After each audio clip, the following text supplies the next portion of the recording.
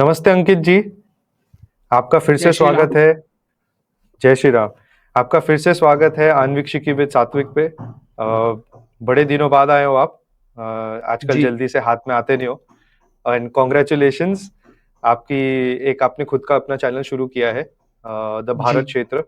And I think I am very excited कि आप उसको कहाँ ले जाते हो, क्योंकि आप हर दूसरे चैनल को प्रमोट करते हो।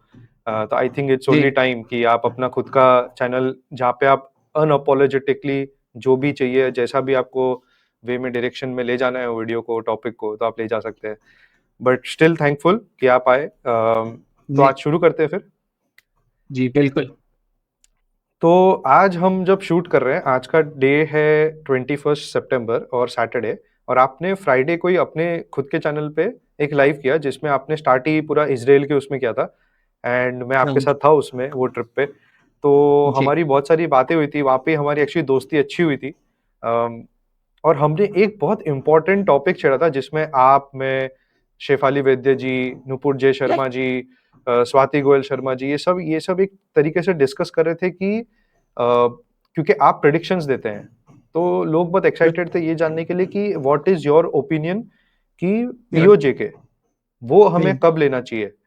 तो या कब लेंगे, या हमारी गवर्नमेंट कब उस पर एक्शन लेगी। तो आपने कहा था कि अगर मैं होता तो मैं अब भी लेता इलेक्शंस के पहले, क्योंकि हम जनवरी में गए थे, जनवरी 2024 में गए थे, तो ये इलेक्शन के पहले बात हो रही थी। एंड हम लोग ने सबने सोचा कि नहीं यार, अभी क्यों लेंगे, जब मोदी जी सो कॉन्फिडेंट कि 400 पार हो जाएगा।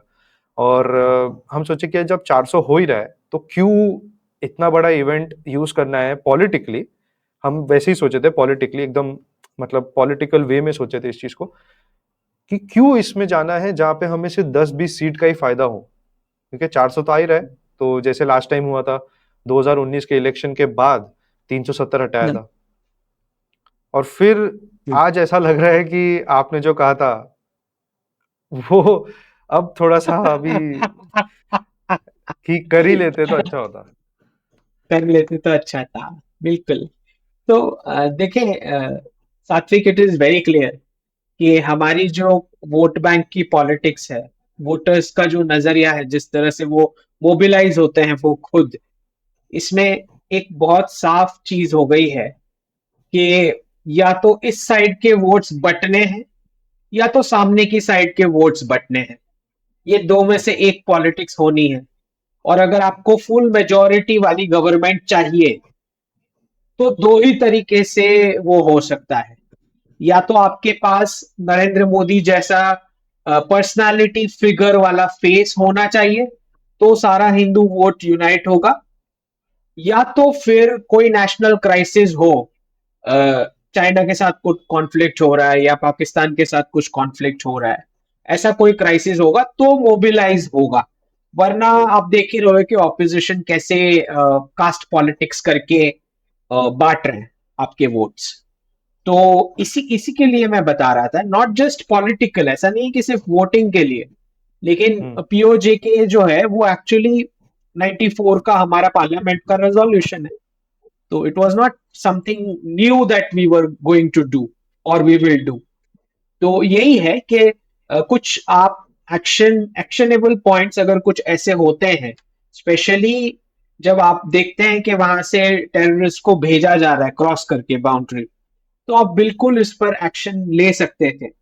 और आई थिंक टाइम आ भी चुका है जहां पे हमें इसके बारे में सोचना भी चाहिए।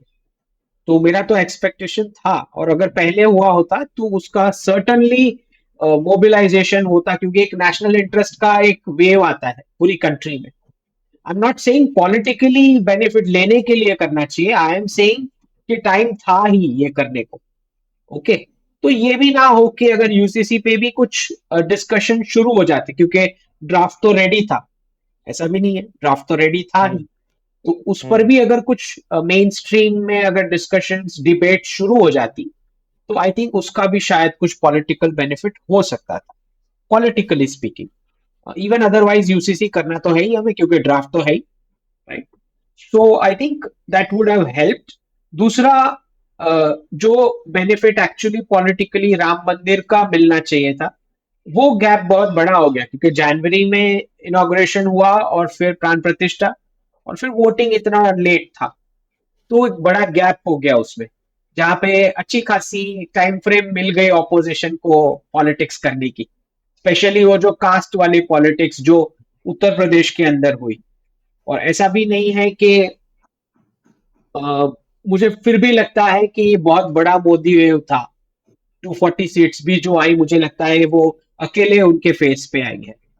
तो अगर मैं एक्चुअली एनालाइज करूं तीनों इलेक्शन, तो मुझे लगता है, वैसे मैं इलेक्शन का नहीं हूं एक्सपर्ट, लेकिन मैं इन जनरल मेरा ऑब्जर्वेशन बता रहा हूं कि अगर मैं तीनों इलेक्शंस ऑब्जर्व करूं, तो मुझे लगता है 14 और 19 में एडिशनल रीजंस भी थे और ऑन ग्राउंड वर्कर्स भी थे अलग अलग ऑर्गेनाइजेशंस के जो मोबिलाइज हुए थे।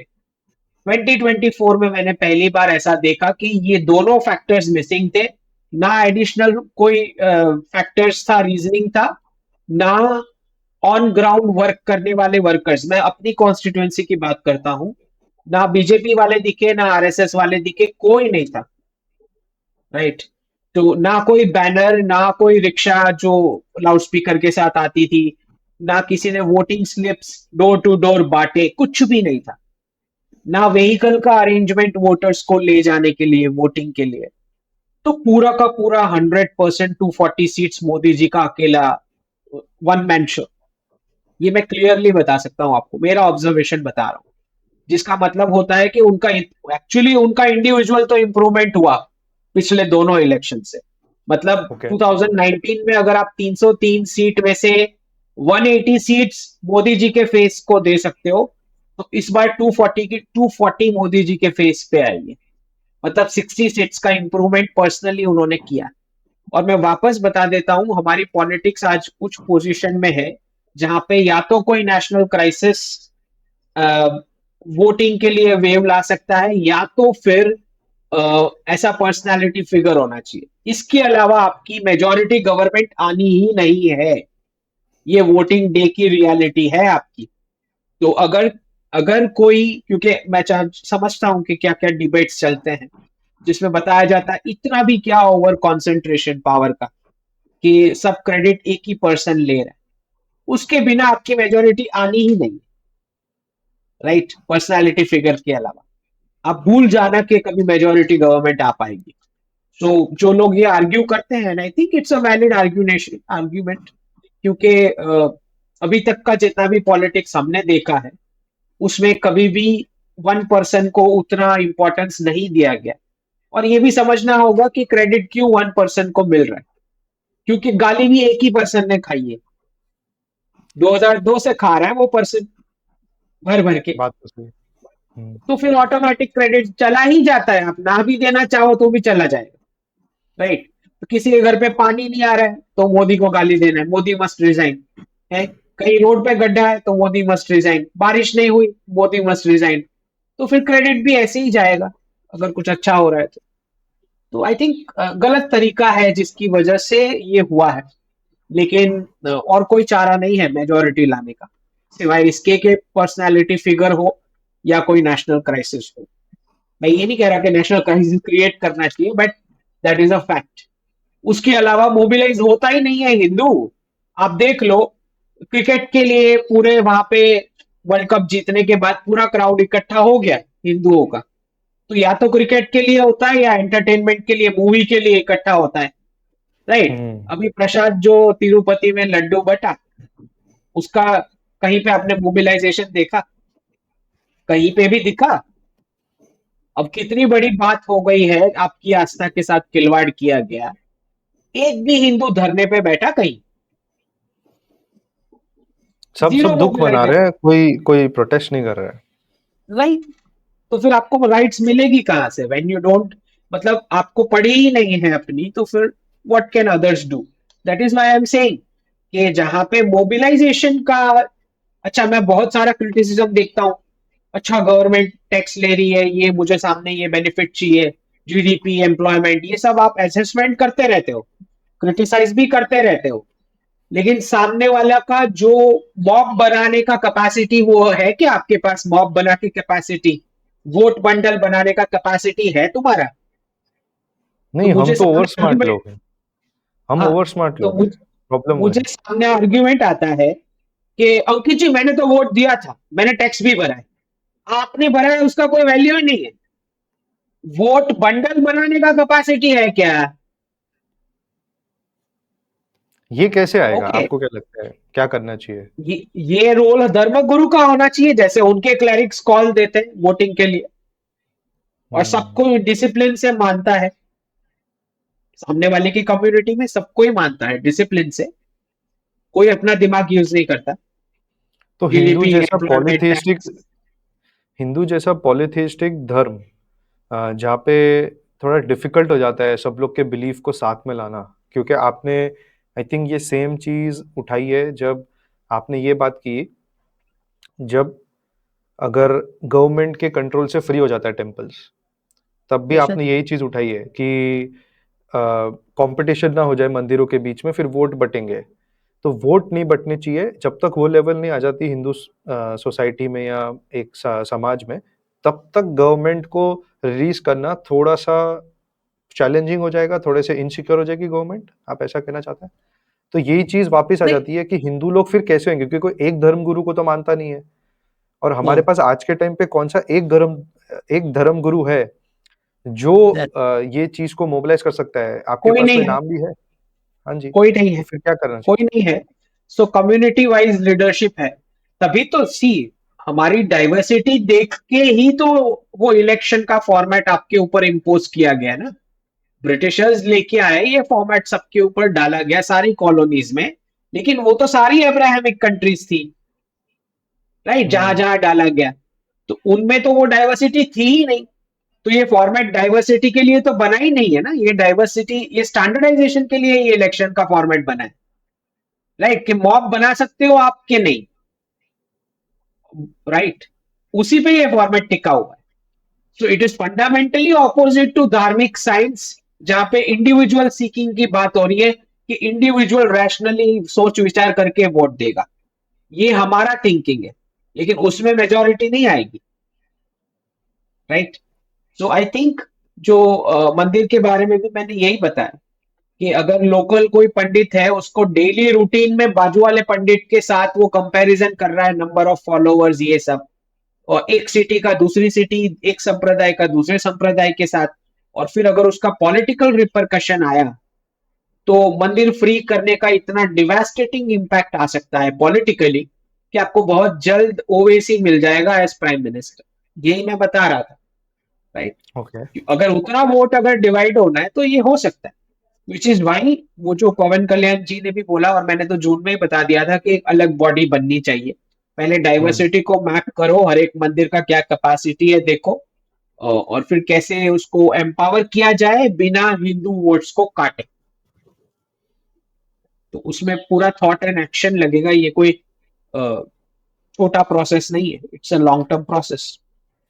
तो आप क्या प्रपोज कर सकते हैं, या आपके दिमाग में कुछ है कि ऐसा टाइप का इलेक्शंस हिंदूज या हिंदू राष्ट्र या हिंदू धर्म को देख के, हिंदू मेजोरिटी कंट्री को देख के होना चाहिए? देखिए, जो मैं सनातन इकोनॉमिक्स बुक की बात कर रहा हूँ, जिसपे मैं वर्क कर रहा हूँ, और अभी भी नए नए उसमें थॉट्स ऐड होते ही जा रहा है, बिकॉज मुझे नए नए विचार आ रहे हैं। तो उसमें इलेक्शन का गवर्नेंस, पॉलिटी का गवर्नेंस पूरा अलग है, जो मुझे लगता है वो सही रहेगा। तो that will come with the book. पर मुझे ये नहीं पता कि इस सेंचुरी में वो हो भी पाएगा या नहीं, लेकिन विचार तो मैं अपनी बुक में रख दूंगा कि ऐसा वोटिंग होना चाहिए, ऐसा इलेक्शन होना चाहिए, और ऐसे गवर्नेंस होना चाहिए। तो वो सनातन इकोनॉमिक्स मॉडल के अंदर मैं उसका वर्णन दे दूंगा। ओके।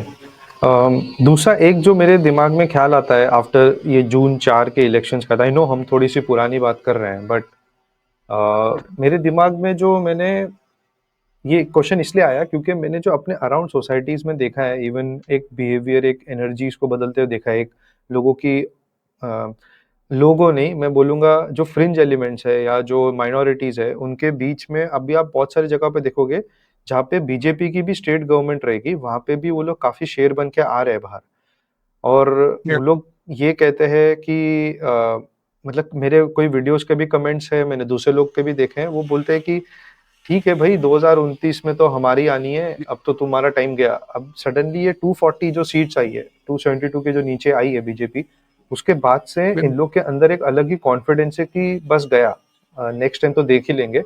वो अलग ही बिलीफ आ चुका है इनमें।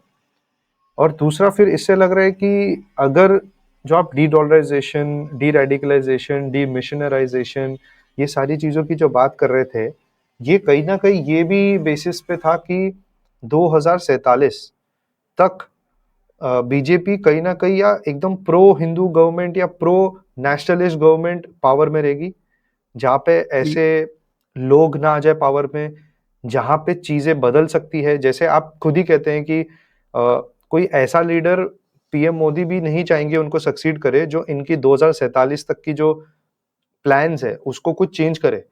तो आप तो बीजेपी के अंदर ही काफी डाउट्स दे रहे हैं। तो अब कोई बीजेपी के अलावा कोई अपोजिशन आउटसाइड एनडीए पार्टी अगर पावर में आ जाती है, तो फिर अगर ये देख के अभी और आगे फ्यूचर में खुद बीजेपी अपने आप को कैसे देखती है, और जो दूसरे पावर्स है जैसे ब्रिक्स के पावर है, बी आर आई सी नहीं बोलूंगा बट आर आई सी बोलूंगा, तो उसमें से रशिया और चाइना कितना कॉन्फिडेंस देखती है इंडिया के अंदर, क्योंकि इंडिया की पॉलिटिकल स्टेबिलिटी थोड़ी सी डगमगाई है, हल्की सी। आई वोंट से कि हम लोग इनस्टेबल है, बट थोड़े तो डाउट्स आ चुके हैं, क्रैक्स आ चुके हैं। देखिए, जहां तक प्रश्न सेंट्रल में गवर्नमेंट का है, मुझे लगता है कि अभी नेक्स्ट 2 टर्म तक तो बीजेपी है। आई डोंट थिंक कि उसमें कोई चेंज आएगा। सीट्स का प्लस माइनस वो तो चलते रहता है हर इलेक्शन में, but I don't think BJP जाएगी नेक्स्ट 2 टर्म के लिए तो है। ठीक, तो दैट पॉलिटिकल स्टेबिलिटी है। और वो तो अब जैसे आपने बताया, रशिया ने भी 2034 तक का साइन कर लिया है, प्रेसिडेंट पुतिन फॉर लाइफ। बिल्कुल वैसे शी जिनपिंग ने भी 2035 तक का साइन कर लिया है, प्रेसिडेंट फॉर लाइफ वाला। तो आई थिंक तीनों में ये स्टेबिलिटी तो रहेगी, राइट। तो मल्टीपोलैरिटी तो उस हिसाब से डी डॉलराइजेशन के साथ आगे बढ़ेगी, बट इंटरनल चैलेंजेस बिल्कुल है, बिल्कुल रहेंगे। और जब तक, स्पेशली मिडिल ईस्ट का, जब तक डी रेडिकलाइजेशन कंप्लीट नहीं हो जाता, तब तक तो छोटा मोटा आपके वहां चलता ही रहेगा। और ये है कि स्टेट वाइज आपके स्टेट के चीफ मिनिस्टर्स को डी रेडिकलाइजेशन के स्टेप्स लेने पड़ेंगे। सेंटर से नहीं हो सकता, because law and order state का विषय है, सेंटर का विषय है ही नहीं वो। तो क्योंकि मैं सुनता हूँ बहुत सारे आर्ग्यूमेंट्स, अच्छा ये प्राइम मिनिस्टर बन जाए तो हो जाएगा। प्राइम मिनिस्टर का कोई रोल ही नहीं स्टेट में, ठीक है। प्राइम मिनिस्टर बनने से कुछ होता ही नहीं है स्टेट में। स्टेट में जो करना है वो स्टेट के चीफ मिनिस्टर को डी रेडिकलाइजेशन के स्टेप्स लेने। जैसे मैंने आंध्र प्रदेश का तुरंत ही बता दिया था कि डी रेडिकलाइजेशन, डी मिनिस्टराइजेशन शुरू हो जाएगा, क्योंकि चंद्रबाबू जी आए पावर में। अब देख ही रहे हैं, वो उनके स्टेप्स पर से पता लग ही रहा है। ठीक, तो वहां पे हिमंता बिस्वा जी कर रहे हैं, योगी जी कर रहे हैं, नए चीफ मिनिस्टर्स भी कुछ एक्शन ले रहे हैं, लेकिन करना ये स्टेट वाइज ही है। बीच में हमने सूरत में भी देखा जो एक्शन हुआ। हर्ष संघवी जी, यस, वो काफी बढ़िया पुलिस था, स्टेशन में आके बैठ गए, ब्रिलियंट, पुलिस स्टेशन में आके बैठ गए। एब्सोल्युटली। और वो काफी मेरे को पोएटिक लगा कि 420 4:20 AM तक वो पुलिस स्टेशन में थे, तो वो थोड़ा सा मुझे लिटरेचर पोएटिक लगा। एक था, दूसरा हिमाचल में हम देख रहे हैं हिंदूज थोड़ा सा यूनाइट होके दिख रहे हैं। उधर के लोग थोड़ा सा कह रहे हैं कि हमें योगी जैसा सीएम चाहिए, पर आपने अभी तो बीजेपी को हटाया उधर से, तो थोड़ा सा फनी लगा मुझे वो चीज। और आप अब देखोगे कि भीलवाड़ा में भी हुआ है अभी। मेरे उधर कुछ रिलेटिव्स भी रहते हैं, तो वो कह रहे थे कि बहुत ज्यादा स्ट्रॉन्ग रिएक्शन था फ्रॉम हिंदूज। क्या ये छोटी छोटी इंसिडेंट्स हिंदूज को यूनाइट करेगी, इंस्पायर करेगी? रोड या स्ट्रीट वीटो, स्ट्रीट पावर, कुछ व्हाट डू यू थिंक, कुछ दिख रहा है आपको इसमें? देखिए, जैसे जैसे लोकल एरियाज में प्रेशर बढ़ेगा, तो ऑटोमेटिक थोड़ा थोड़ा मोबिलाइजेशन तो बढ़ना ही है, राइट। और बट आई डोंट सी कि कोई मास लेवल पे कुछ मोबिलाइजेशन होना है या ऐसा कुछ। ऐसा तो कोई इवेंट अभी तक उसका कोई सिग्नल नहीं दिखाई दे रहा। लोकल लेवल पे तो मोबिलाइजेशन होगा जैसे जैसे क्राइसिस आगे बढ़ेगा, क्योंकि एक जो तरीका है लाइफस्टाइल जीने का हम्म। मुस्लिम कम्युनिटी में, जहाँ पे उनको रेडिकलाइज और इंडोक्ट्रिनेट किया जाता है। तो जैसे सपोज 10 शॉप है लाइन में, तो एक शॉप वो एक्सपेंसिव परचेज करते हैं, फिर नेक्स्ट 6 मंथ्स में एक दूसरा शॉप लेंगे, फिर 6 महीने में बदमाशियां शुरू हो जाएगी, फिर बाकी के 8 शॉप आप पानी के दाम में ऐसे ही छोड़ के चले जाओगे बदमाशी के चलते। तो ऐसे ही उन्होंने 57 कंट्रीज बनाई, राइट। तो आई थिंक इसराइल में भी जब आप थे उस ट्रिप में, तो मैंने उनको भी, आईडीएफ वालों को भी, जब मैंने रेडिकलाइजेशन पे डिस्कशन किया, तो 90+5+5 का फॉर्मूला समझाया कि वेस्ट एशिया में कैसे 90% मुस्लिम कम्युनिटी ने 5% टेररिस्ट का इस्तेमाल करते हुए जमीन का कब्जा करके कंट्रीज इस्लामिक बनाई। क्योंकि वो आईडीएफ वाले हमें बता रहे थे कि नहीं नहीं, हम तो खाली हमास के टेररिस्ट को मार रहे हैं, सिविलियंस को नहीं मार रहे हैं। और फिर मैंने उनको काउंटर करके समझाया कि 90% जो है वो 5% टेररिस्ट का इस्तेमाल करके जमीन कब्जा कर रहे हैं। तो वो टेररिस्ट तो इनोसेंट है जिन्हें आप मार रहे हो, ठीक नहीं, है। पर उनको खुद को ही नहीं पता था ना कि हमास के टेररिस्ट है कौन, क्योंकि सब एक जैसे दिखते हैं। उन्होंने ये भी तो कहा था। बिल्कुल। और फिर वो साइट्स पे तो हमने भी देखा ना किब्बुट्स में कैसे पहले टेररिस्ट मार के गए, फिर गाजा से सिविलियंस आए थे जो डेड उन्होंने ही बॉडी रेप पर से किया। भी कपड़े उतार के, डेड उन्होंने बॉडी पर से किडनैपिंग, कपड़े रेप तो उतार उन्होंने के ही किया। लेके गए। जी बिल्कुल। तो वही है कि जो, अगर कोई समझ रहा है कि कोई कम रेडिकल है कोई ज्यादा रेडिकल है, ऐसा नहीं है।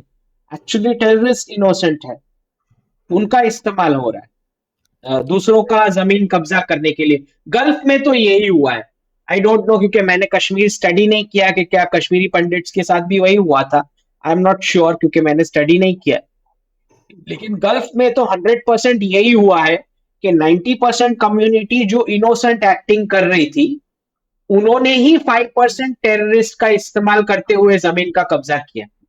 वो टेररिस्ट तो मर जाएगा, वो तो डिस्पोजेबल है, ठीक। हम्म। उसके, वो टेररिस्ट अटैक के वजह से वहां से, उस जगह से जो लोग अपना घर खाली करके, शॉप खाली करके चले जाते हैं, और वो जमीन पानी के दाम में मिल जाती है 90% कम्युनिटी को। गल्फ में तो यही हुआ, ऐसे ही सारी कंट्री इस्लामिक हुई। नहीं तो कश्मीर में भी जो नेबर्स थे, वो अपने कश्मीर फाइल्स में देखा ही कि वो कैसे बता मूवी में देते थे कि दिखाया था ऐसा कि इस घर हाँ। में है करके, और फिर और वो अगर आप चाहिए था उनको देखोगे, प्रॉपर्टी।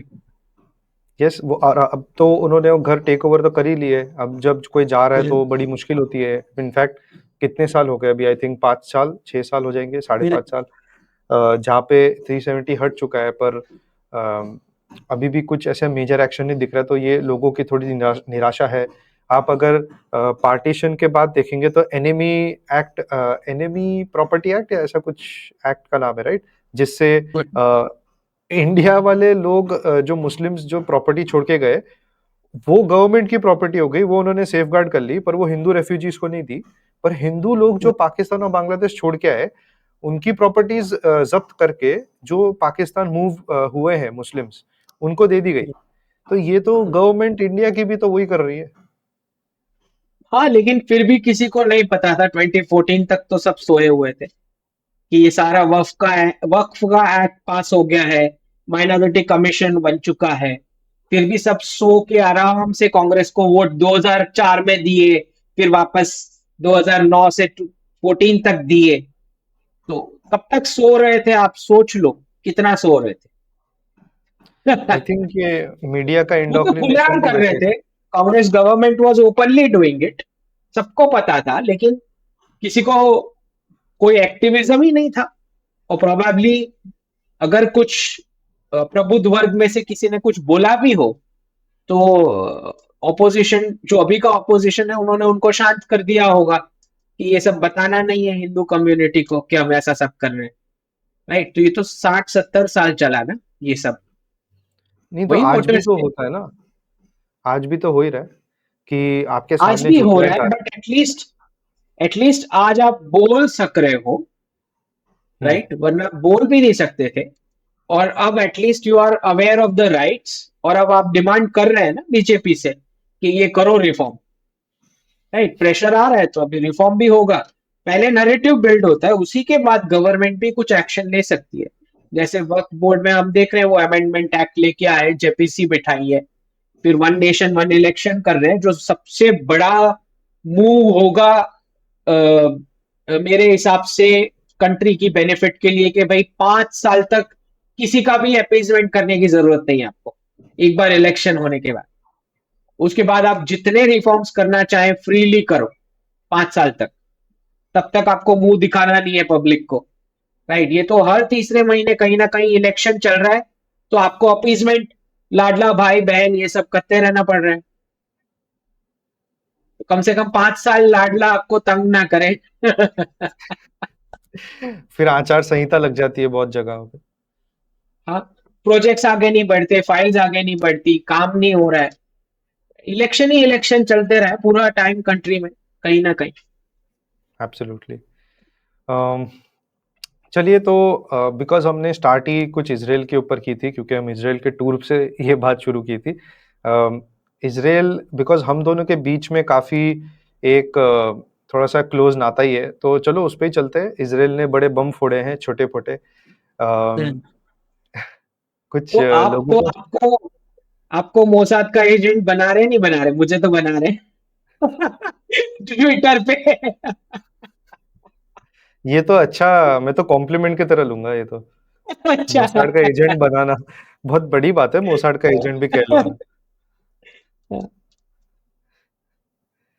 ठीक है, मैं क्वेश्चन आगे पूरा करता हूँ। तो आप देख रहे हैं कि लोग थोड़े से शॉक्ड हो गए हैं कि ये भी हो सकता था क्या, जो पेजर जैसी प्राचीन टेक्नोलॉजी, वॉकी टॉकी में बॉम्ब ब्लास्ट। जैसे आपने कहा कि हिजबुल्लाह बहुत इजीली पोरस है कंपेयर टू प्रॉब्ली हमास या ईरान के जो है चीजें, ये सब नहीं, चीज में। वो ट्वीट जो मैंने की थी, वो ट्वीट जो मैंने की थी, वो लेबनान का ये जो पेजर वाला अटैक है, मैंने एक दिन पहले प्रेडिक्ट किया था, खामेनी को टैग करके किया था, और क्लियर लिखा था कि यू आर द स्नैक। तो क्योंकि उसी के प्रॉक्सीज हैं ये सारे, हिजबुल्लाह लेबनान में जो सारे, ये सारे ईरान के प्रॉक्सीज हैं।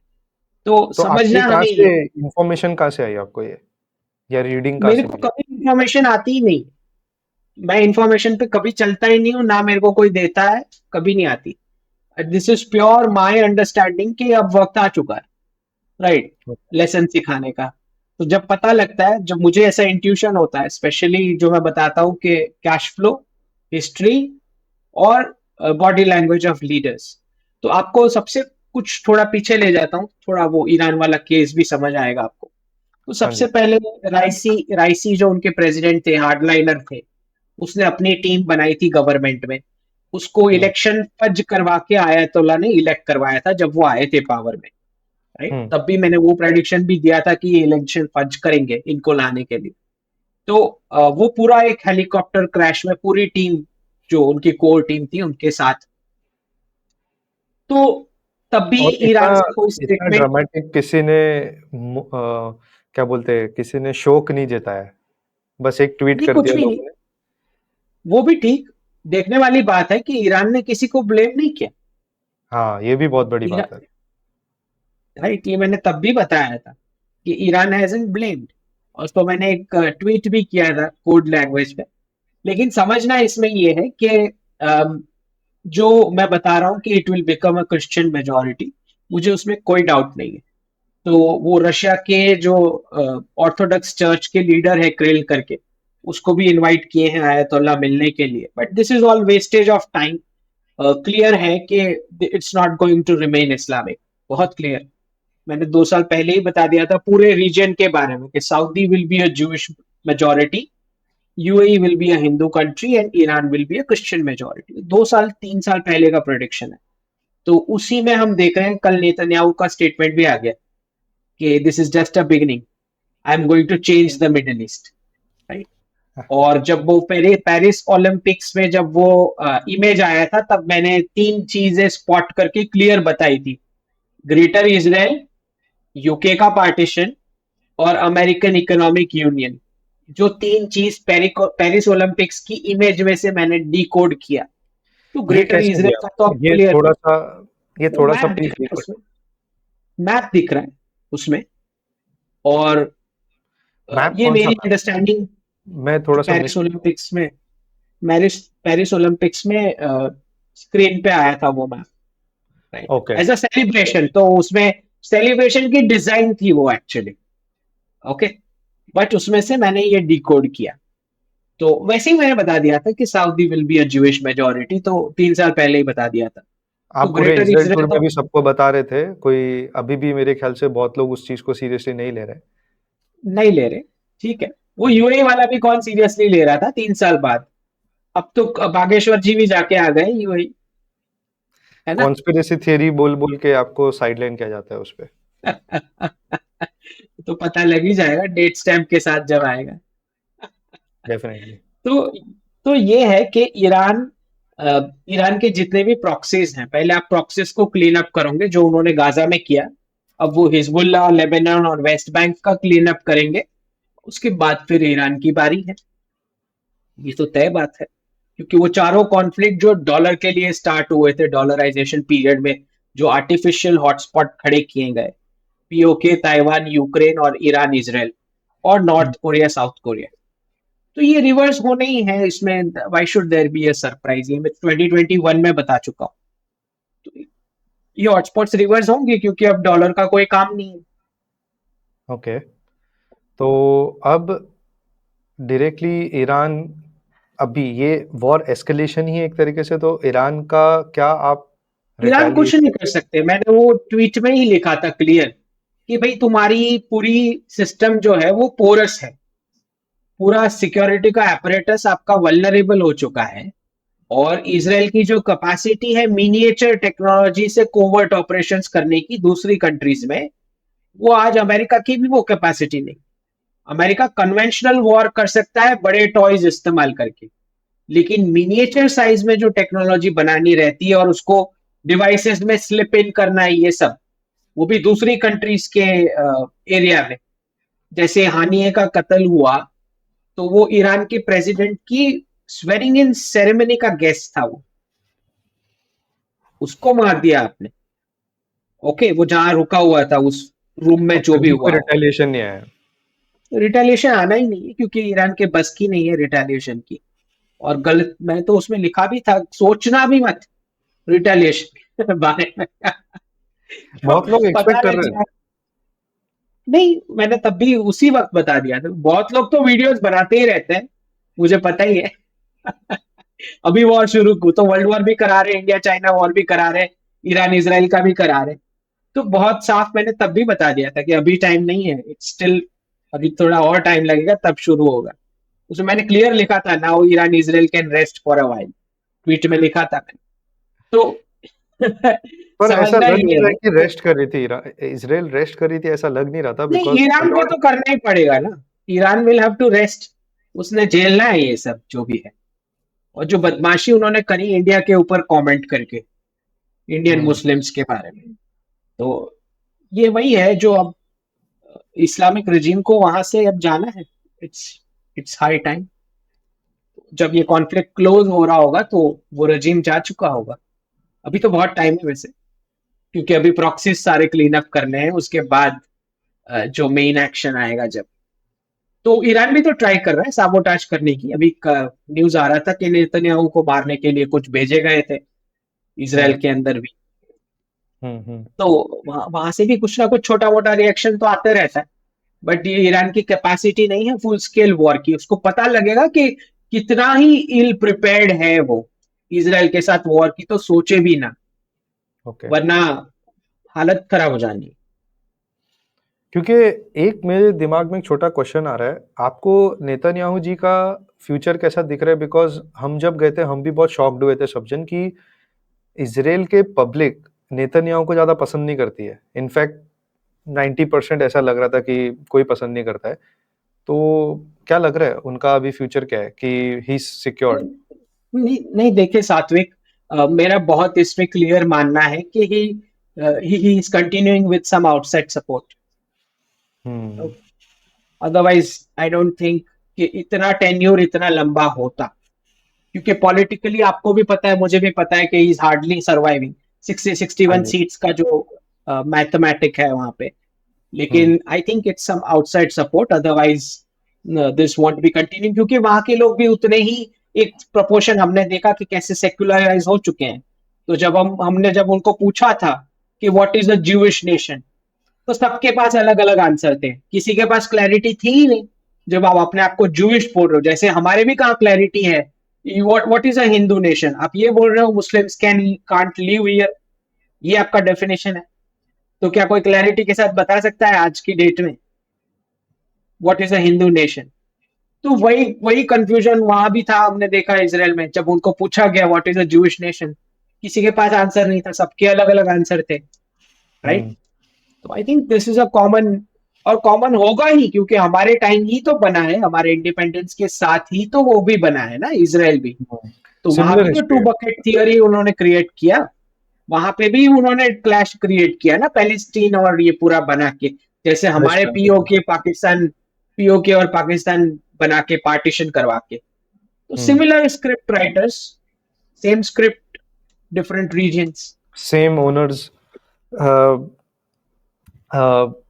मेरे को ये चीज थोड़ी सी वियर्ड लगती, क्योंकि जब अभी हमारे जो खास मित्र भी मुंबई आए थे, आपके साथ भी अहमदाबाद आए थे, तो मेरा उनसे यही कहना रहता है कि आप तो फिर भी मॉडरेट मॉडरेट ऑर्थोडॉक्स हो, पर बहुत सारे लोग, जैसे हम टेल अवीव गए थे, तो टेल अवीव काफी मॉडर्न शहर है, तो अपने आप को सब लोग सेक्युलर ही कहते हैं। जैसे हम जेरूसलम थे, तो जो काफी रिलीजियस है, तो वहां पे हम फिर भी देखते थे कि किपा था लोगों के सर पे, और या तो उनकी वो जो एक ट्रेडिशनल जो चोटी होती है इनके, बर्न्स जो बोलते हैं, वो दिखती थी काफी इजीली, मतलब उनका रिलीजियस सिंबल दिखता था। पर टेल अवीव में बहुत कम था। और आप देखोगे तो अपने आप को सेक्युलर बोलते हैं, मतलब वो शबात नहीं मेंटेन करते, वो अपने रिलीजियस चीजें ज्यादा मेंटेन नहीं करते। पर जूइश मतलब बस हम जू है, हम एक सिविलाइजेशन को बिलोंग करते हैं, और हमारी ये लैंड या टेरिटरी पे हक है, तो हम उसको सपोर्ट करते हैं। इतना उनका जूइश होना I think is the basis, सबके या पास उनका एक। सबके पास अलग अलग डेफिनेशन थे, हाँ। तो मैंने सबका इनको अलग यही था। कहा था, मैं भी यही कहता हूँ इनको, कि आपका ये एक जनरेशन या 1.5 जनरेशन के बाद आपको सेम प्रॉब्लम जो इंडिया के साथ हो रही है सेक्युलर वाली, वो आपके साथ भी होगी।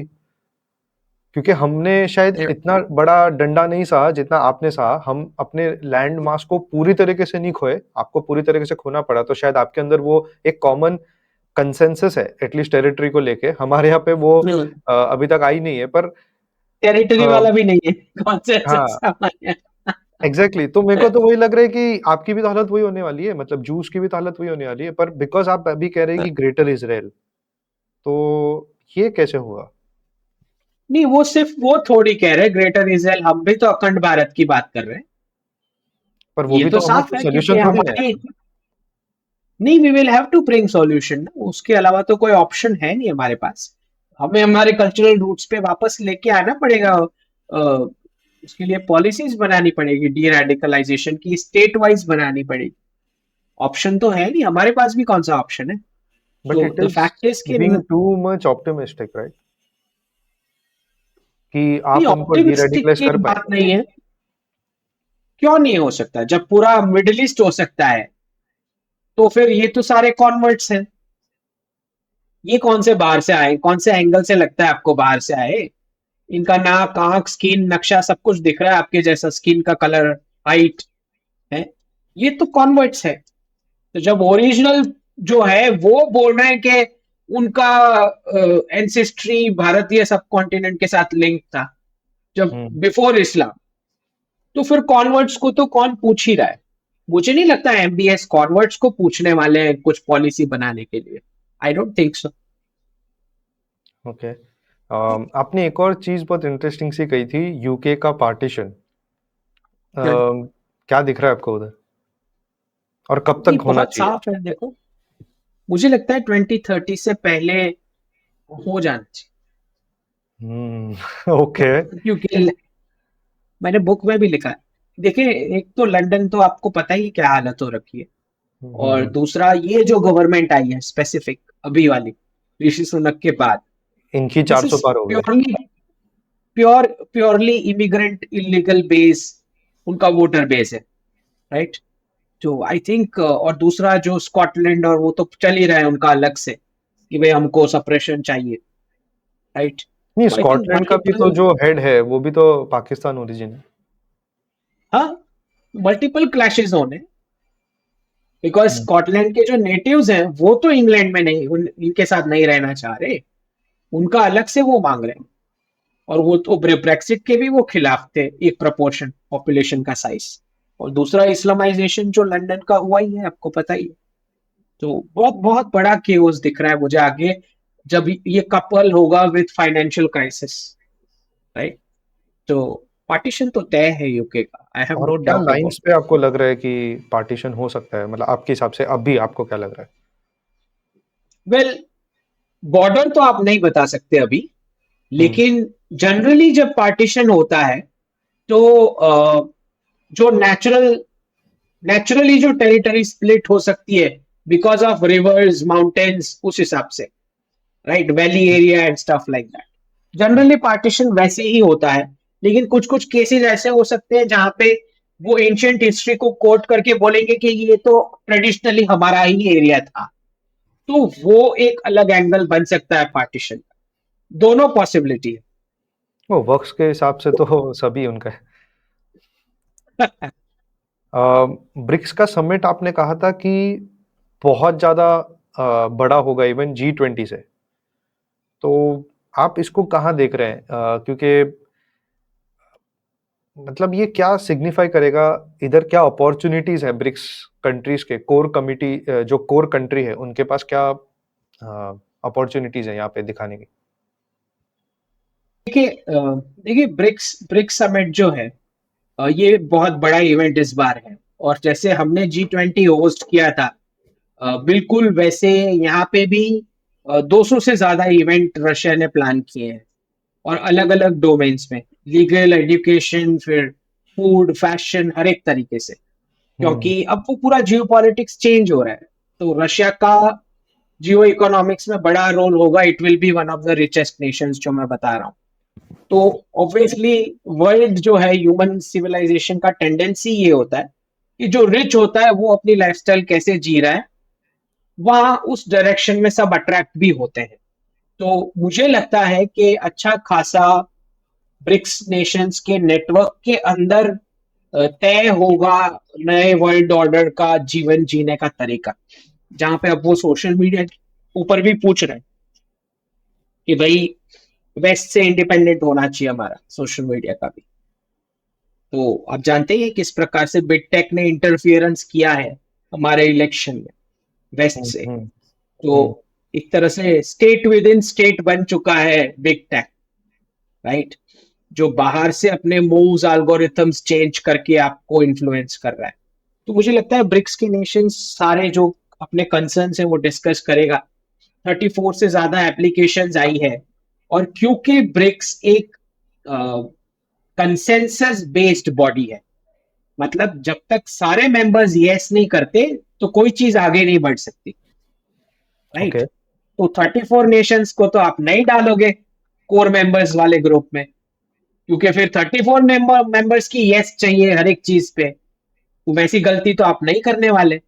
इसीलिए मैंने लिखा था कि कोई पूछ रहा था कि आप ये टीयर 1 2 3 कहाँ से लेके आए, मैं बोला ये मैं प्रोजेक्ट कर रहा हूँ कि ऐसा होना चाहिए। क्योंकि 34 एप्लीकेशंस को अगर आप मेन कोर ब्रिक्स में डालोगे तो कोई भी चीज आगे ही नहीं बढ़ेगी। नहीं तो यूएन वाला मॉडल ही लग रहा है ना, क्योंकि यूएनएससी के जो परमानेंट सीट्स है देखिए वैसा ही हो बहुत जाएगा। साफ है, रिफॉर्म्स नहीं कर रहा है यूएन, तो हम्म। आप ऑल्टरनेट तो बिल्ड करना शुरू करोगे ना। होगा नहीं होगा यूएन में वो अलग बात है, पर आप तो अपना ऑल्टरनेटिव्स बनाना शुरू कर देंगे। हम्म। हम्म। तो बहुत साफ है कि कोर मेंबर्स रहेंगे, और फिर टीयर 2 में वो मेंबर्स नए ऐड होंगे जो कोर मेंबर्स ने सिलेक्ट किए हैं as a partner country model. मतलब चाइना बोलेगा कि these are the two nations जो मेरी पार्टनर कंट्री मॉडल में मैं ऐड करवाना चाहता हूं। इंडिया बोलेगा these are the two nations जो मैं मेरी पार्टनर कंट्री मॉडल में ऐड करवाना चाहता हूं।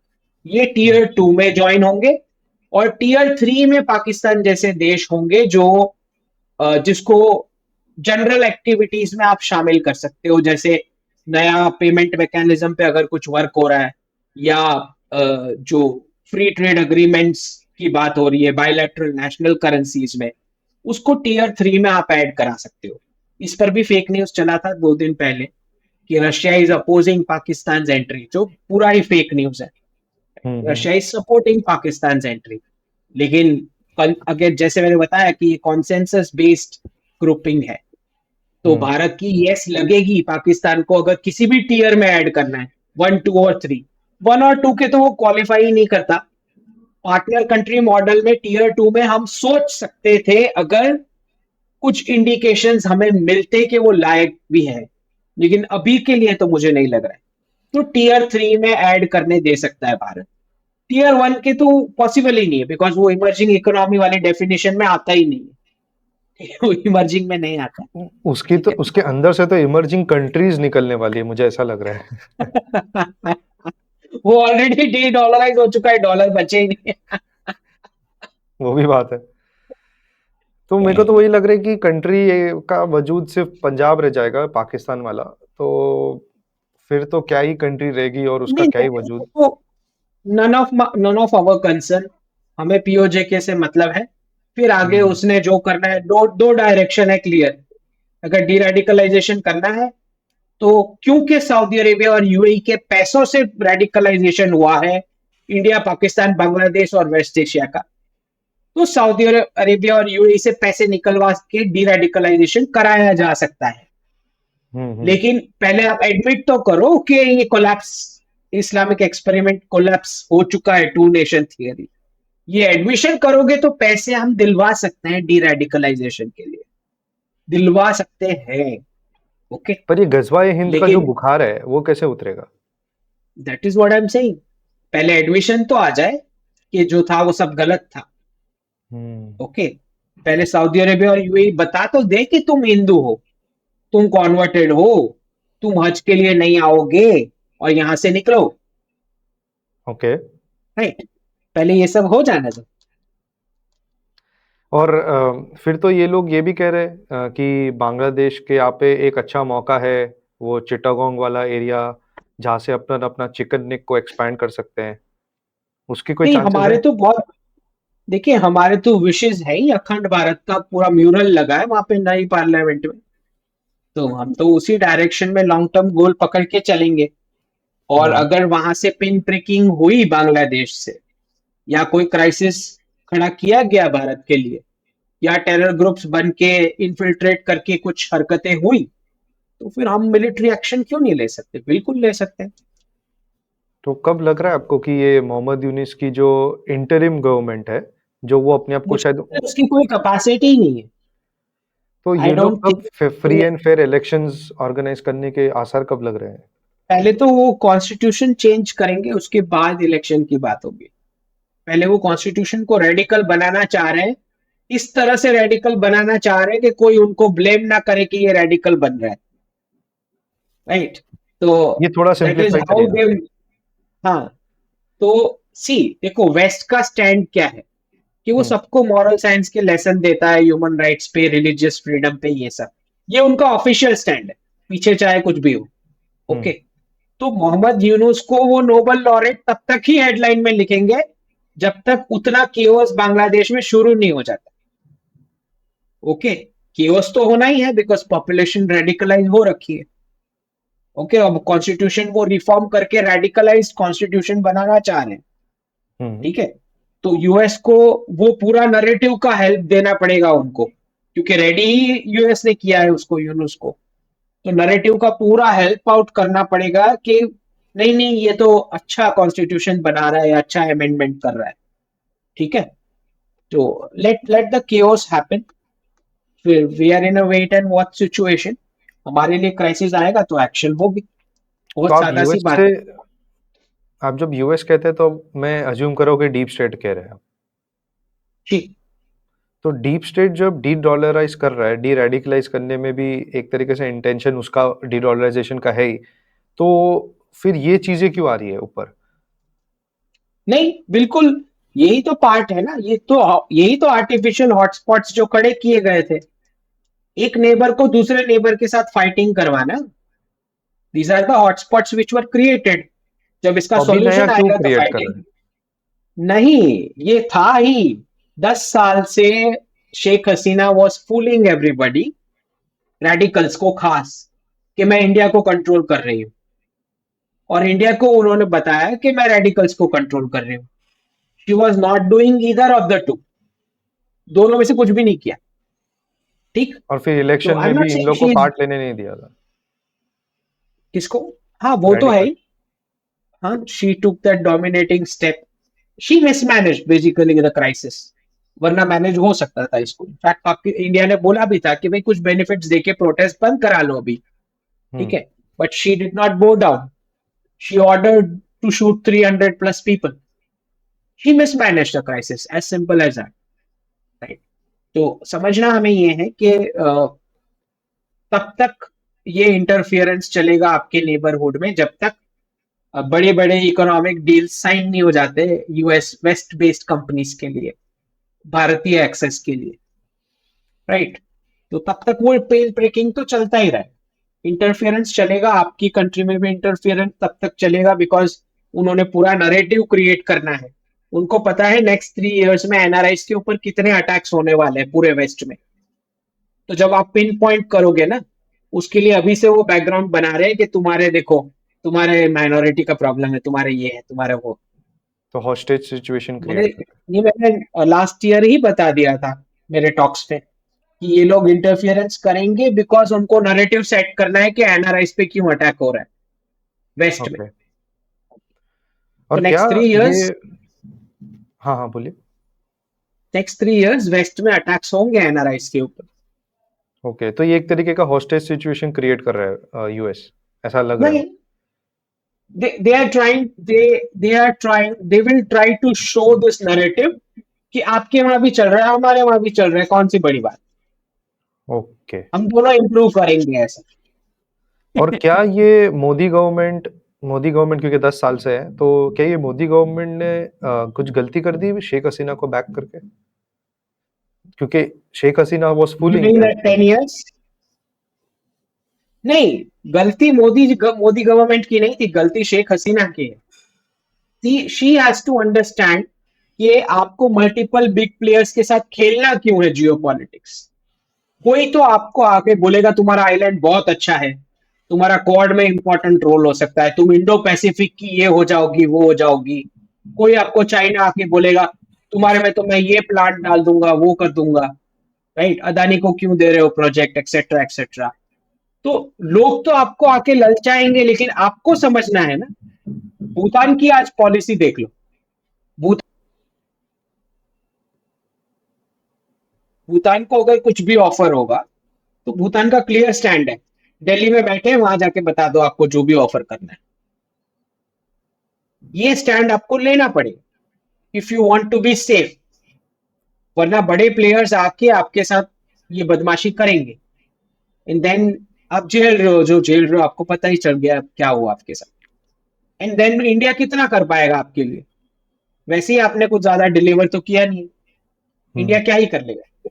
तो एक बात समझो, जब ऐसे केओस की स्क्रिप्ट्स लिखी जाती है, उसमें बड़े प्लेयर्स अपना बेनिफिट लेके निकल लेते हैं। पर व्हाई इसमें शुड भी वी इन्वॉल्व? जो इसमें बांग्लादेशी हिंदूज पिस रहे हैं, तो इसमें इंडिया बीइंग ऐसी कंट्री जो हिंदूज का एक नेचुरल होम है, नॉट बाय लॉ बट एक तरीके से नेचुरल होम है, तो फिर एक तरीके से ये कहीं ना कहीं लॉस है, राइट? एक सेंटिमेंटल लॉस है, इमोशनल लॉस है। देखें, सबसे पहले तो हमने ये स्टैंड नहीं लिया कि ये इलेजिटिमेट गवर्नमेंट है, किसी ने नहीं लिया। इनफैक्ट हम्म। रशिया भी पलट गया। रशिया ने 8 महीने पहले प्रेडिक्ट किया था कि ऐसा कुछ होने वाला है, इंटरफियरेंस और अरब स्प्रिंग जैसा कुछ। और जब 5 तारीख को ये हुआ, उसके बाद रशिया को पूछा गया तो रशिया ने बोला बांग्लादेश का इंटरनल अफेयर है, मेरे को कुछ नहीं पता, राइट। तो ये जो चेंज आया है स्टैंड का, ना चाइना ने कुछ बताया। इनफैक्ट चाइना का तो एम्बेसडर बेचारा दिख रहा था कैसे उसको हॉस्टेज बना के खड़ा कर दिया है, इतने बिलियन की डील कर लो। तो इवन दे आर पार्टिसिपेटिंग। और हमारा क्या है कि भाई हम क्या ही कर सकते हैं? देखो, स्क्रिप्ट लिखने वाला यूएस नहीं है, स्क्रिप्ट लिखने वाले जो ग्लोबल मार्केट फोर्सेज है वो है। तो बाकी प्लेयर्स खाली स्क्रिप्ट में पार्टिसिपेट करके अपना बेनिफिट ले सकते हैं, उससे ज्यादा और कुछ नहीं हो सकता। तो ये कोलैटरल दूसरा, डैमेज है। जब डैमेज है, बिल्कुल वैसे जैसे आप कनाडा को किए वैसे वो यहाँ करेंगे। ये तभी स्टार्ट हो गया था, ये इंटरफियरेंस बढ़ा ही इसीलिए, राइट? जब आप कनाडा के साथ एफटीए का डिस्कशन करना शुरू किए, तब से उनके पेट में दर्द होना शुरू हुआ। So this is interference India's का तो डूइंग। इनका सब नहीं। देखिए, इंटरफियरेंस हर एक कंट्री में कर ही लेता है, जितना है उसका पर्स का साइज, राइट? तो मोदी जी भी तो हाउडी मोदी वाला प्रोग्राम करके ट्रंप का हाथ पकड़ के खड़े थे उनके इलेक्शन से पहले, राइट? डेविड कैमरून के साथ खड़े थे। तो आपको क्या लगता है वो लीडर्स वहां पे मोदी जी के इवेंट में क्यों आए थे? हम्म। तो ये समझना है आपको कि हर कोई इंटरफियरेंस कर ही लेता है, जितना उसका पर्स का साइज है, जितना उसका कैपेसिटी है। इनका डॉलर का साइज बड़ा है पर्स का, तो वो ज्यादा इंटरफियर कर लेंगे। और दूसरा, क्योंकि आप कनाडा के साथ आगे बढ़े, वो यूनुस के ऊपर तो पूरा उन्होंने इन्वेस्टमेंट किया था 8 10 15 साल का। वो तो हम्म। कब से चाह रहे थे कि हसीना जी जो है उन्हीं के नीचे चीफ एडवाइजर ले ले डायरेक्टली। वो तो इतने सालों से चाह रहे थे। तो जब उन्होंने देखा कि आपने कनाडा में जो आपके ऊपर क्रेडिबल एलिगेशंस लगे कि ये आप अननोन गनमैन आके ये सब कर रहे हैं यहाँ पे। कल हम्म। भी एक कनाडा से रिपोर्ट आया है दूसरा, ये सारे इलेक्टेड लोगों को खरीदा जा रहा है, इंडिया अपने पैसों से खरीद रहा है, उनको पता भी नहीं है कि इंडिया खरीद रहा है। तो इनको लग रहा है कि आप, बहुत साफ है, भारत और यूएस हंस के आगे निकल लेंगे, जो भी डैमेज होना है वो कनाडा और बांग्लादेश का हो। ओके। एक तो छोटा सा एक लास्ट क्वेश्चन। बड़े नेशंस जो हैं वो एक दूसरे के साथ ओपनली कॉन्फ्लिक्ट में नहीं जाते, स्टेटेड लैंग्वेज के साथ। वो आजू बाजू में छोटे देशों को भाड़े पे लेके वहीं पे एक दूसरे को पंच दे देते भाई। ट्रू। एक छोटा सा लास्ट क्वेश्चन से एंड करना चाहूंगा। आपने कहा कि हाउडी मोदी किया था मोदी जी ने, इंटरफेरेंस जस्ट बिफोर इलेक्शन। अब जस्ट बिफोर नहीं वापस, था, आई थिंक 1 साल पहले था। हाँ लगभग, पर अभी आप देख रहे हैं कि अब तो बहुत ही ज्यादा क्लोज जा रहे हैं इलेक्शन के, मोदी जी। इसीलिए तो अब एमईए ने बोला कि डेट फाइनल नहीं हुई ट्रंप के साथ मीटिंग की। इसीलिए ओके। तो एमईए ने बोला ना, वो क्लैरिफिकेशन दे दिया, क्योंकि प्रेसिडेंट ट्रंप ने वहां से स्टेटमेंट दिया कि मुझसे मिलेंगे या मिलने आ रहे हैं। तो एमईए ने बता दिया कि कोई स्केड्यूल अभी तक फिक्स नहीं। ओके। तो इसमें आपको क्या लग रहा है, क्या होगा अगर, मतलब व्हाट इज इंडियाज प्रॉफिट किसको सपोर्ट करने में, कमला हैरिस या डोनाल्ड ट्रंप? और दोनों सिनेरियो में अगर समझो कोई भी एक जीतता है तो क्या हो सकता है? देखिए, स्क्रिप्ट वही लिख रहे हैं जो लिखने वाले, प्रेसिडेंट हम्म। कोई भी आ जाए। फर्क सिर्फ इतना होगा कि प्रेसिडेंट ट्रंप आएंगे तो आपको डी रेडिकलाइजेशन में ज्यादा सपोर्ट मिलेगा, वोकल। ओके। और प्रेसिडेंट ट्रंप टैरिफ वाला स्क्रिप्ट प्रेफर करते हैं, और डेमोक्रेट्स जो है वो सैंक्शन वाला स्क्रिप्ट, मॉरल साइंस वाले लेक्चर, ये सब प्रेफर करता है। That's hmm. The only difference. बाकी ओवरऑल कोई डिफरेंस नहीं है सिवाय तो इसके। डी डॉलराइजेशन में कुछ प्रॉब्लम नहीं आएगी?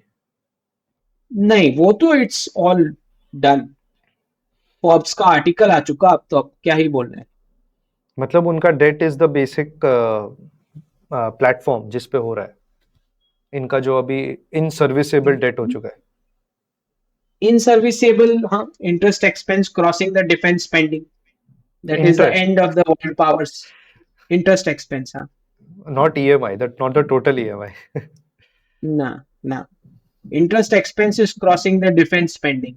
जो बोल रहे हैं ना कि 800 जगह पे हमारे मिलिट्री बेसिस है, उसको पैसे देने की अब कैपेसिटी नहीं है। वाह।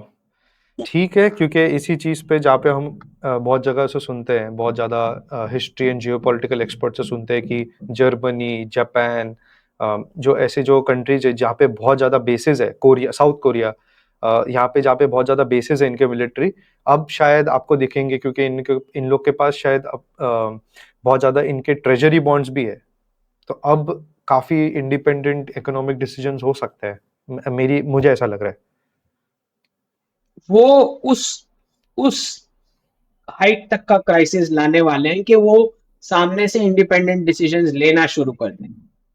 वाओ, रियली जैसे looking forward to it. Volkswagen का आप देख रहे हो 15,000 30,000 का ले ऑफ, तो वो वेरी बिग डील। 2022 में मैंने बता दिया था, 2022 में बता दिया था कि ये यूक्रेन पूरा डी डॉलराइजेशन स्क्रिप्ट है और यूरोप का डी इंडस्ट्रियलाइजेशन इसमें होना है।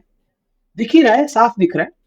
क्योंकि देखो, कैश चाहे आप कितना भी प्रिंट कर लो, जब ओरिजिनल गुड्स है ही नहीं उसके सामने उसकी बराबरी में, तो आप क्या ही कर लोगे? लोगों को कितना भी कैश बांट दो, तो जर्मनी को आप चाहे कितने भी डॉलर्स दे दो, जब वो चीप रशियन एनर्जी मिलनी नहीं है तो इकोनॉमी चलेगी कहां से?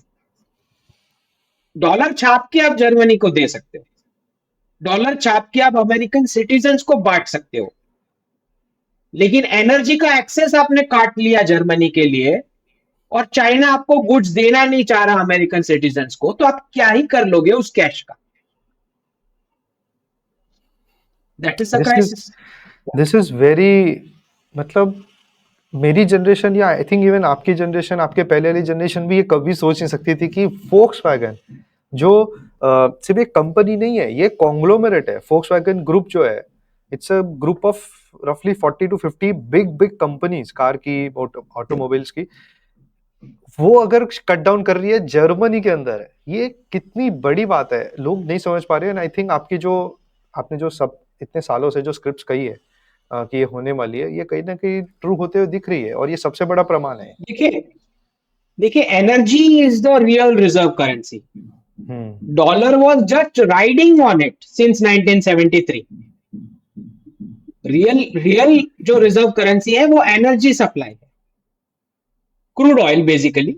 जब हाँ तक जी। नए ऑप्शंस बन नहीं जाते, तब तक energy is the real reserve currency, and gold is the real money. Okay, ठीक है। मैं, हाँ, अभी हैव ऑलरेडी गॉन अबाउ जितना आपने मुझे टाइम अलाउ किया था, तो बहुत बहुत जी धन्यवाद आपका अंकित जी। जी। आपके साथ जितने क्वेश्चंस होते हैं वो कम है मेरे लिए। आप मुझे 2 घंटा दोगे तो भी मैं कंप्लेंट करूंगा कि आप मुझे टाइम नहीं देते, तो इसलिए आज भी मैं कंप्लेंट कर रहा हूँ कि आप मुझे टाइम नहीं दे रहे हो।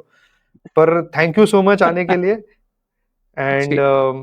All the best with your YouTube channel. मैं बहुत ईगरली देखता हूँ, वेट करता हूँ, एंड मेरे चैनल पे भी ऐसे आते रहिए। जय श्री राम। जी, जय श्री राम, जय हिंद। धन्यवाद।